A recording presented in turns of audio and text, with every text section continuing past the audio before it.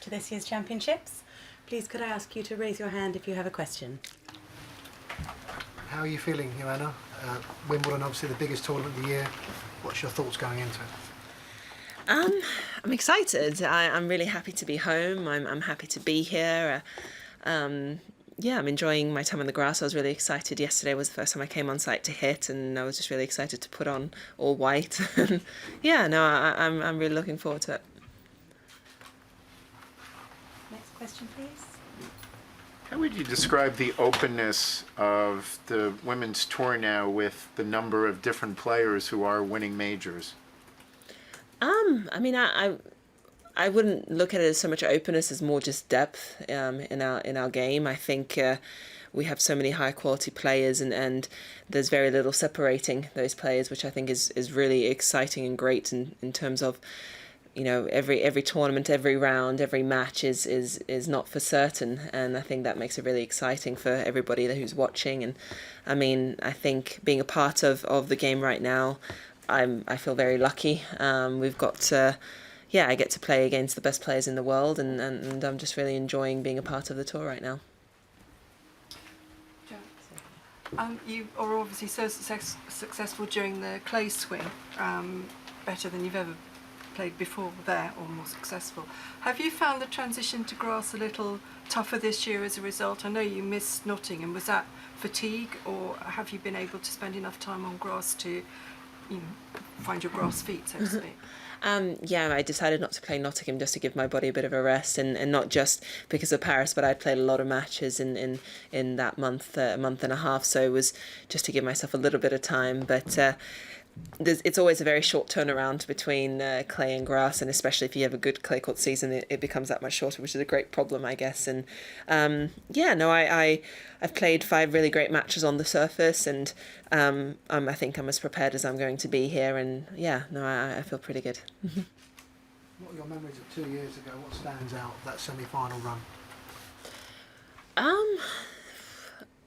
I think probably what stands out is I remember just really enjoying the routine of being able to come here, play my match, and then go home. More than anything, I think that I really embraced that, and really felt really lucky that I got to play, you know, one of the biggest tournaments in the world, and go home at the end of the day.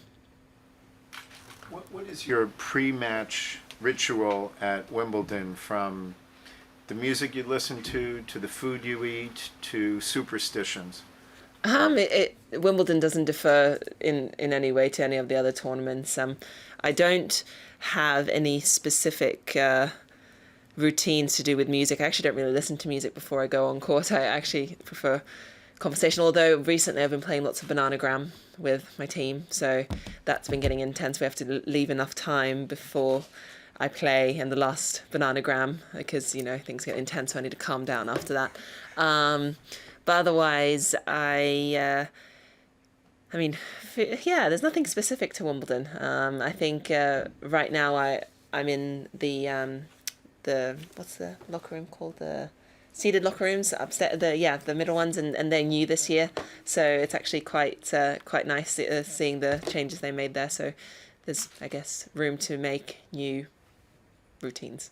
What do you remember of your earliest thoughts about Wimbledon before you ever had a chance to play here? To be honest, I'm not too sure, because I spent my young years in Australia. I think I was more aware of the Australian Open at that age, and I think once coming to the UK 14 years ago now, so half my life now, it was more, I was by then already very much in the sport, so I think for me it was always, when I got the first opportunity to come here and play, that was kind of the biggest Wimbledon moment for me. I remember I played actually an American girl, Christina McHale, on one of those, the court that, what's the court where you come in from the entrance, that first court there, number, I don't know, anyway, there, and I lost 10-8 in the third, but it was actually probably one of the best experiences of my career. Why?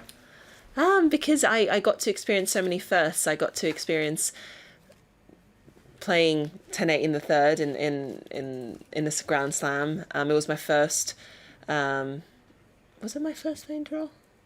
I think it was my first main draw. Oh, I can't remember that. But then also we had to play the match over 2 days. We got stopped for light, and the next day we got stopped for rain. I think there was just so many first experiences, and it was, I learnt so much from one match. Over here, please. Given your early upbringing in Australia, when England play Australia at cricket, do you have any sort of divided loyalties at all? No. Really? Yeah, really. You were quite happy for us to get. Well, I don't follow cricket, so I actually don't know what's going on in the cricket. I'm sorry. Well, you got well thumped by Australia. Right? Oh, that's sorry. Bananagram. Bananagram. So Yeah. what is that? So it's kind of like Scrabble, but I mean, you can Google this. I mean, you don't need me to explain this. It's basically, you start off with 21 tiles, and you say bananagram, and then you flip them over, and then you try to use up all your tiles with words, and they have to connect like in Scrabble. And then once you've used up your tiles, then you say peel, and then there's still a bunch of tiles kind of in the middle, and then everyone has to take one. It's basically whoever can get to the end first, whoever can finish first. How often, when did you start doing that? Rome. It was Dan's idea. Well, Dan brought it, and then he taught me, and then I beat him, so, you know. Question over here. The new Fed Cup was announced this week in terms of the new format. I'm wondering what you make of the changes as someone who's obviously had amazing results in Fed Cup, and it seems to have given you a bit of a sort of momentum boost this season as well. What do you make of the changes? To be honest, I haven't quite looked specifically at what the changes are. I know they got sent through to me, but I haven't really looked it over, so I can't really say yet because I actually don't fully know what it looks like.